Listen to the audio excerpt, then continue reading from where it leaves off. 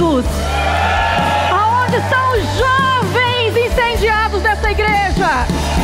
Aonde estão as famílias e os casais que entregaram sua vida ao Senhor e dizem que Ele é santo, que Ele é santo, que Ele é santo, que Ele é santo, que Ele é santo, que Ele é santo?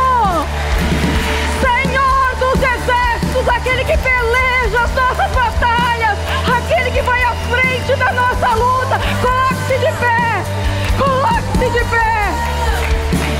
Senhor dos senhores, comece a declarar quem Ele é, comece a declarar quem Ele é.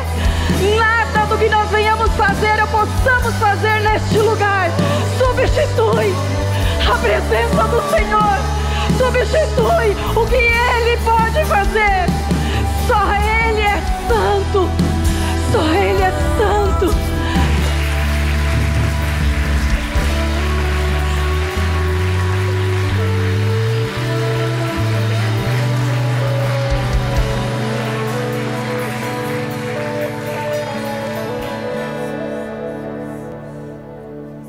Aleluias. Vamos nos assentar. Jesus, Ele é bom. Ele é bom.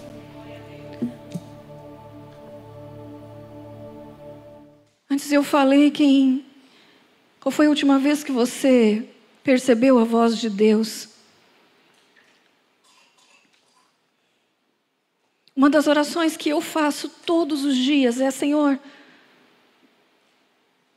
não me permita ficar sem te ouvir, sem te perceber, sem te sentir. Senhor, não me deixa cair no erro, no grave erro de simplesmente cumprir tarefas e fazer e fazer e fazer, mesmo que seja para o teu reino, mas só fazer, sem estar ouvindo a tua direção. Porque se nós só fazemos e o Senhor muda os planos, nós continuamos e já não estamos mais debaixo da graça dEle, já não estamos mais no tempo dEle, já não estamos mais de acordo com a vontade dEle. E eu estava essa semana e disse: Senhor, eu não estou te ouvindo. Senhor, eu não estou te ouvindo. E eu comecei a sondar o meu coração, porque eu sei que quando essas coisas acontecem é porque existe algo em mim que está impedindo. Porque Ele está ali. Ele está ali. E eu comecei a sondar o meu coração e comecei a falar com Ele, a falar com Ele. E de repente o Senhor, Ele me levou para um lugar na minha memória, de uma lembrança. Anos atrás, eu fui conduzida pelo Senhor a um lugar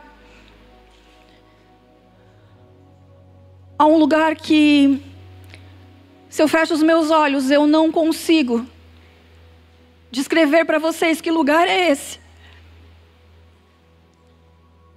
Eu só sei dizer que é um lugar que não existe ausência de nada. É um lugar onde eu não lembrava de nada. Simplesmente eu era completa.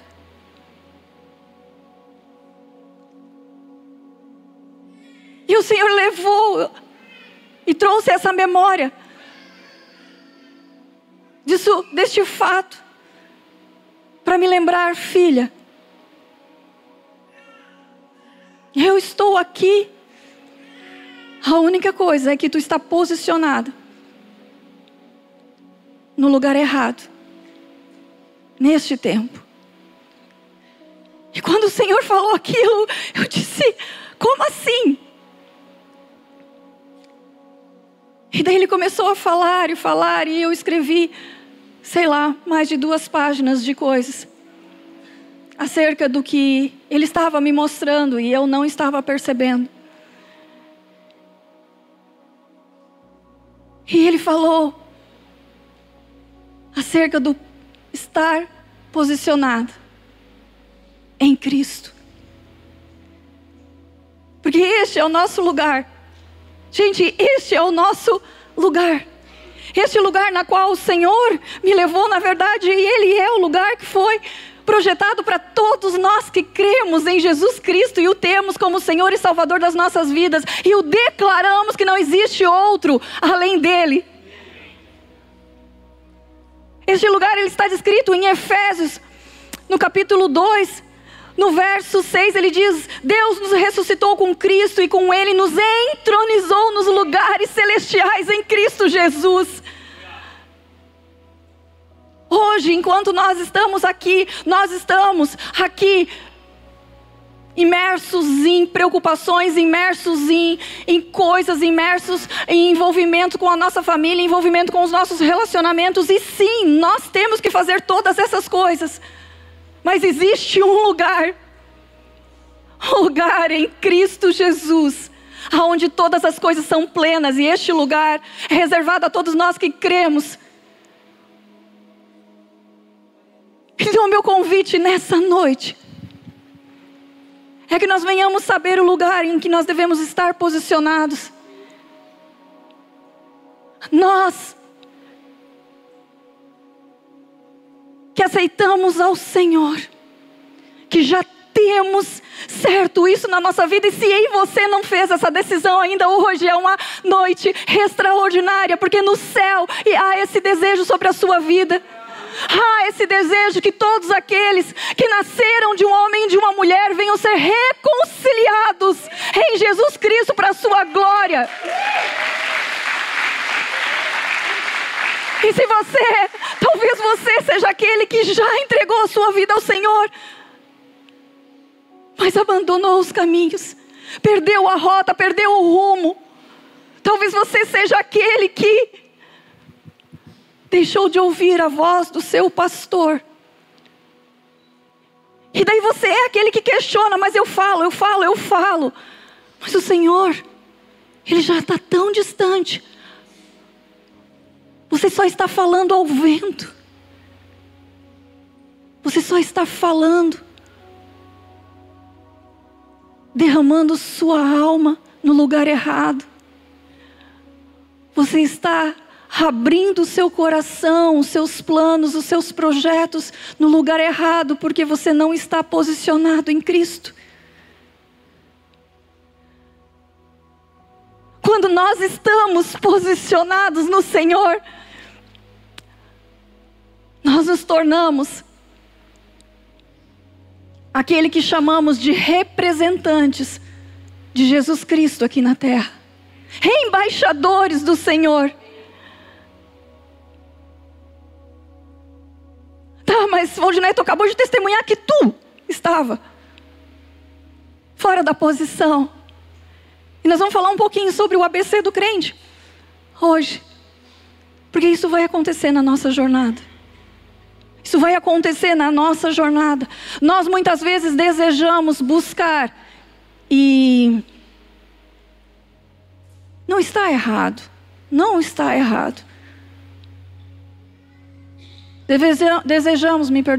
Desejamos buscar respostas para a nossa vida, para os nossos planos,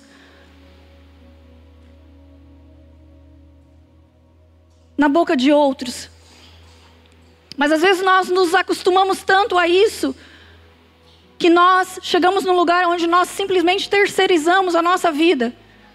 Terceirizamos a nossa vida aos nossos pastores, terceirizamos as nossas vidas aos nossos amigos, terceirizamos a nossa vida ao nosso terapeuta, ao nosso psicólogo. E aquele que detém a resposta para a nossa vida, aquele que detém a transformação, aquele que detém o maior e melhor de todos os planos para a nossa vida, nós deixamos de consultar. E é aí que nós nos perdemos.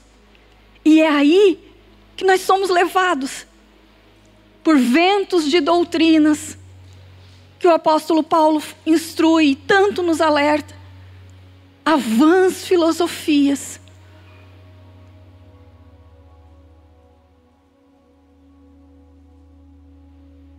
Quando eu estava ali com o Senhor e Ele começou a falar de coisas que eu estava fora do posicionamento aonde eu precisava estar nesse tempo. Ele começou a falar de coisas, não foi coisas grandes. Não eram coisas grandes. Não eram coisas vistosas, não eram coisas públicas. Eram detalhes.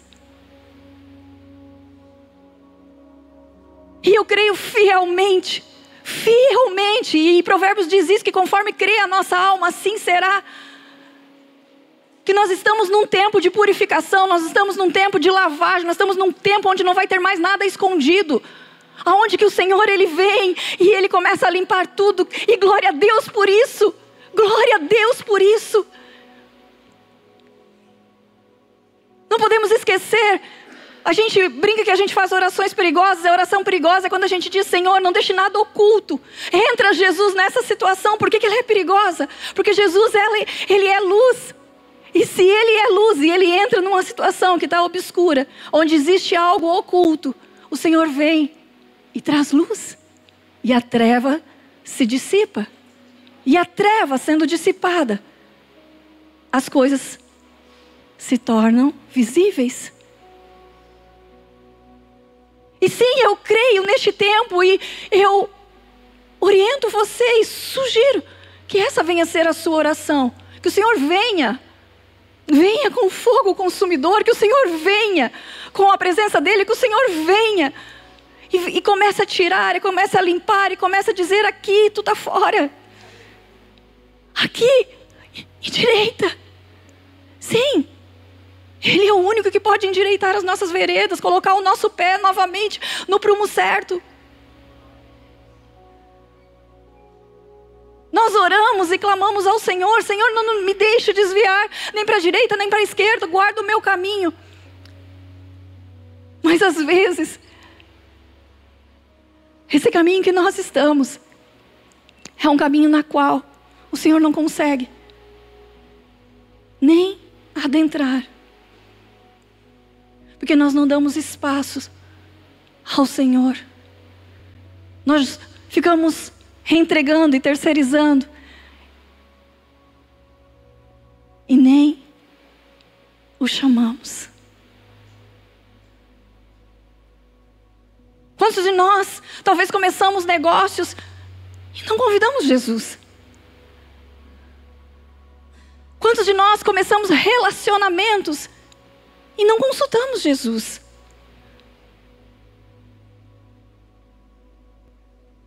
Coisas pequenas.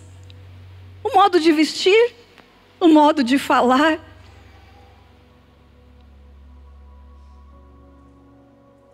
E sabe por que nós começamos a entrar nesse ciclo de não querer mais perguntar para Jesus? Porque nós já sabemos a resposta. E nós não queremos. Nós começamos a nos esquivar. Mas quando um de nós, filho de Deus, posicionado por Cristo Jesus nas regiões celestiais, entendemos o nosso lugar em Senhor, e nós nos posicionamos, aí sim, a realidade dentro de nós começa a ser viva e diferente. A nossa casa começa a ter luz. Aqueles que estão ao redor de nós começam a perceber. E aí sim, se for o plano e a vontade do Senhor, coisas grandiosas podem acontecer por um cristão posicionado. Nessas semanas nós tivemos nas redes sociais uma história que o Brasil inteiro soube. Um cristão se posicionou, um cristão que sabe o lugar dele. Ele ocupa a esfera da política. E ele sabe o chamado e o lugar dele, o que ele representa.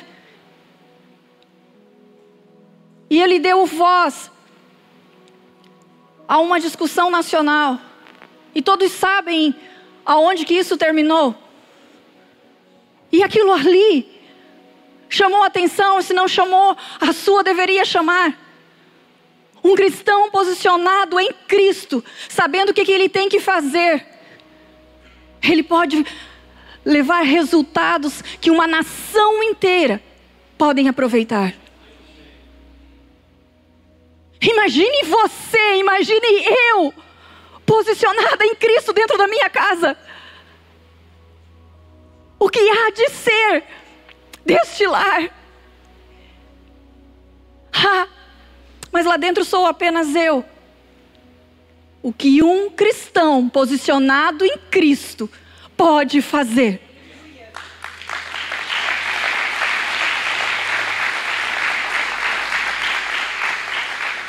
Falava com uma pessoa nessa semana e eu tenho esse problema.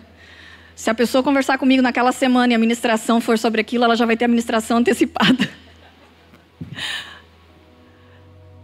E conversava com essa pessoa e nós falamos acerca de governo. Não governo humano, mas governo de Deus sobre a nossa vida. E falamos acerca de dízimos e ofertas. Quando nós nos posicionamos e dizemos quem governa as nossas finanças, a nossa casa, quando nós nos omitimos de ser dizimistas, nós ali nos posicionamos, não em Cristo, nós nos posicionamos na nossa humanidade, dizemos que quem governa é a força do meu braço, quem governa é a força do dinheiro, do salário que eu tenho, quem governa sou eu. Porque a minha prioridade está em voga.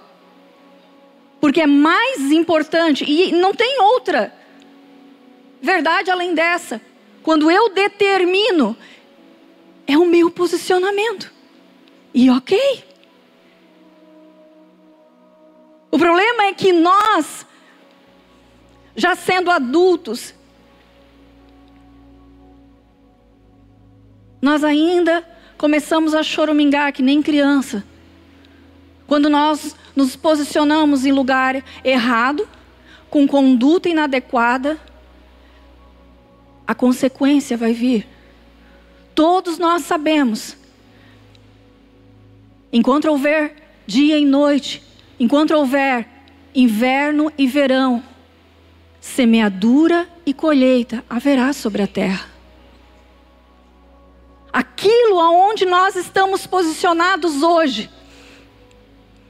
aonde está o meu coração, aonde eu determino quem é o governo da minha vida,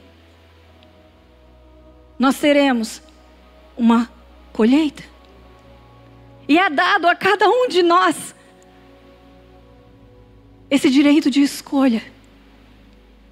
A todos nós que já temos capacidade neurológica de fazer escolhas.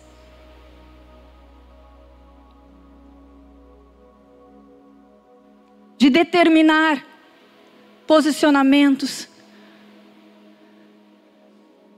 Nós vivemos numa era onde certo e errado tentaram e tentam e vão continuar tentando dizer que é subjetivo, que depende do jeito que tu vê.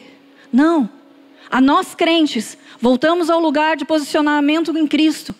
Existe sim certo e errado de acordo com a palavra de Deus. O certo é certo e o errado é errado. Existe verdade.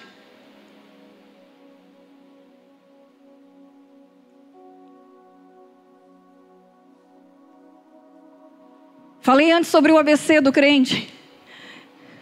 Não existe isso, tá, gente? Eu inventei essa semana. Queridos, o Senhor nos criou. E houve o pecado. E o Senhor veio com um plano. E esse é chamado o plano da salvação. Onde o Senhor deu o seu Filho, amado, unigênito. Deu a vida dele, para que ele então, feito homem aqui na terra, desse o seu sangue, e o seu sangue fosse vertido na cruz, para a remissão dos nossos pecados. E João 3,16 diz que todo aquele que nele crê, em Jesus Cristo, este terá vida eterna. Este é o plano da salvação. Que todo aquele que crer em Jesus Cristo, na sua obra redentora, nós estaremos salvos. Ok, então agora eu entreguei a minha vida, eu entendi o plano da salvação, eu entendi que o Senhor morreu na cruz por mim. Eu me torno agora filho de Deus, porque é isso que a palavra diz. E eu então sigo os passos, e foi anunciado aqui antes pelo líder André. Nós teremos dia 23 de fevereiro o batismo por imersão nas águas. Esse é o seu próximo passo. Você que já entendeu, você que já reconhece que não existe outra forma de viver a não ser com o Senhor. Você então vai para o ato do batismo, onde publicamente você reconhece a decisão que você já tomou anteriormente. E você declara aos céus e à terra que sim, esse é o seu posicionamento. E a palavra diz que Jesus, ele vem e perdoa os nossos pecados. E então nós somos perdoados por Cristo. E ok, maravilhoso, glória a Deus por isso. Você pode dar um glória a Deus por isso? Glória a Deus. Porque se não fosse a obra redentora, nós já estaríamos todos fadados ao inferno. E é só por Jesus Cristo, isso é a graça dele, não existe nada que nós tenhamos feito para merecer isso. Porque nós não merecemos, nós somos pecadores, nós militamos contra a carne. Mas é qualquer balanço, qualquer vento norte, que fala? Qualquer vento norte, nós já estamos de novo cedendo às tentações da carne. Mas existe um lugar, que é um lugar na qual eu e você, todos os dias devemos voltar. É um lugar chamado arrependimento. Arrependimento.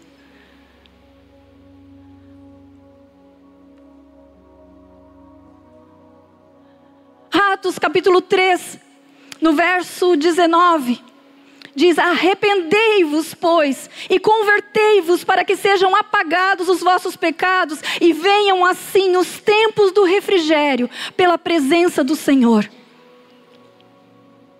Lucas, no capítulo 5, no verso 31 e 32 diz: e Jesus respondendo, disse-lhes: não necessitam de médicos que estão sãos, mas sim os que estão enfermos. Eu não vim para chamar os justos, mas sim os pecadores ao arrependimento. O lugar de arrependimento é o lugar aonde você, aonde nós devemos estar e voltar, porque este é o caminho de volta. É o caminho na qual pais e mães, nós devemos ensinar aos nossos filhos. Chega daquela balela que nós pede perdão, agora abraça. Não, nos ensinaram assim. Foi o melhor que eles puderam nos dar. Mas hoje nós que reconhecemos e sabemos o caminho, e sabemos o que é o verdadeiro arrependimento, nós já podemos ensinar aos nossos filhos que existe sim um lugar de certo, existe sim um lugar de erro, existe sim um lugar de limite, existe sim um lugar onde você não pode ultrapassar, existe um lugar onde você não pode tocar, existe sim um lugar onde você, para continuar santo, você não pode ir.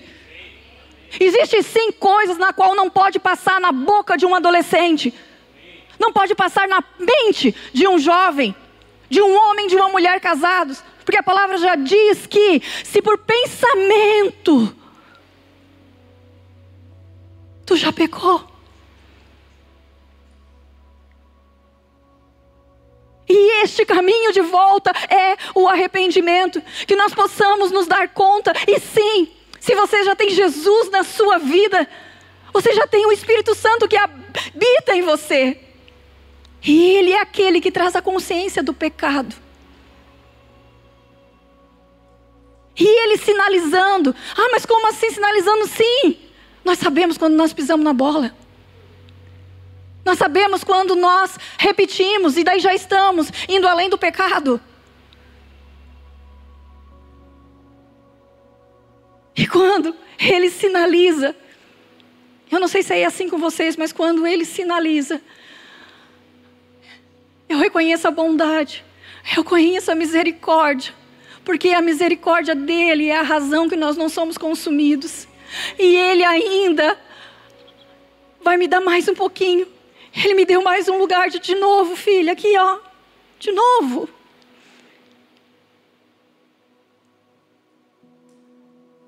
Este caminho é o caminho que nós, cristãos, precisamos percorrer. E quando nós nos arrependemos, nós confessamos, a palavra diz que nós alcançamos a misericórdia. Mas como que pode ser medido? Não para os outros, mas os outros também percebem. Mas como que nós podemos medir o nosso arrependimento? Quando nós vamos para a parte C, A, B, C. A, nós somos salvos. B, arrependemos. E a parte C é quando nós começamos a dar frutos do nosso arrependimento. Tem que existir lei da semeadura e da colheita. Tem que haver, vai haver. As obras da carne precisam cessar. Daí nós vamos lá para Gálatas, aonde a gente aprende sobre o fruto do Espírito. Porque Ele habita aqui, antes Ele não habitava. Agora Ele habita. Então, a carnalidade, a cegueira, o palavrão, o pensamento mau, o desvio de conduta, isso tem que dar lugar às obras do Espírito Santo. As obras de Jesus, porque nós agora estamos posicionados.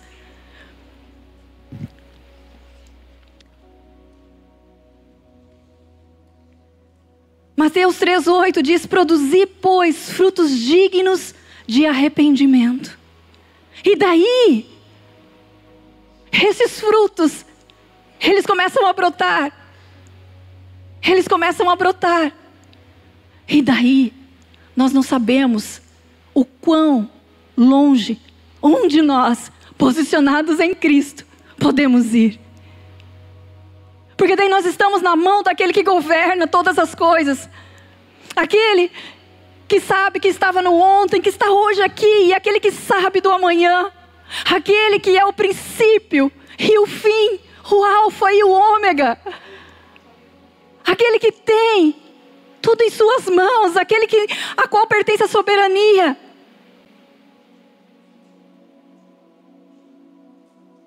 Nós, posicionados em Cristo,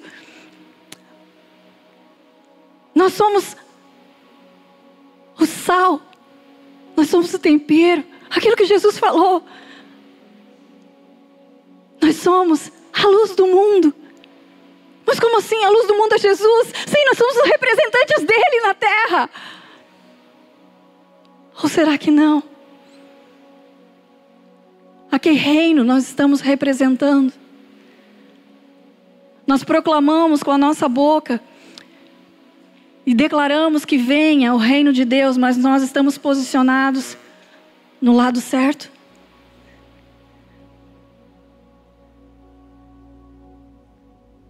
Nós nos apavoramos, quando nós nos damos conta que Apocalipse é de verdade, que a era vindoura está aí, e nós nos apavoramos. Nós precisamos voltar e nos posicionar no lugar daquele que já venceu todas as coisas, aquele que já tem a vitória, no final de tudo, aquele que já derrotou Satanás, aquele que já desceu no inferno e pegou as chaves do inferno, aquele que tem a vida eterna nas mãos dele. É com este que nós vamos reinar, é com este. Ou será que as aflições, será que as tribulações, será que as derrotas, será que as dificuldades que têm nos abatido e tão severamente nos abatido, vão nos tirar do lugar, que é um lugar onde a vitória já está garantida? Aleluia. Aleluia. Jesus, muito obrigado por a tua infinita misericórdia, graça e bondade sobre nós. Abençoa, Senhor, a nossa semana. Dai-nos, Senhor, segundo a tua vontade, a tua medida. Dai a cada um de nós, Senhor,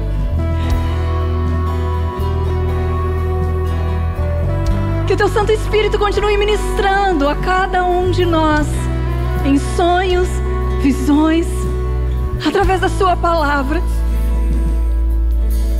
Que nós sigamos posicionados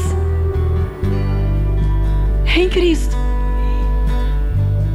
Queridos, que o amor do Pai, que a graça de Jesus Cristo e a comunhão do seu Santo Espírito estejam sobre a sua igreja, estejam sobre os seus filhos, no nome santo de Jesus. Amém. Vamos aplaudir ao Senhor.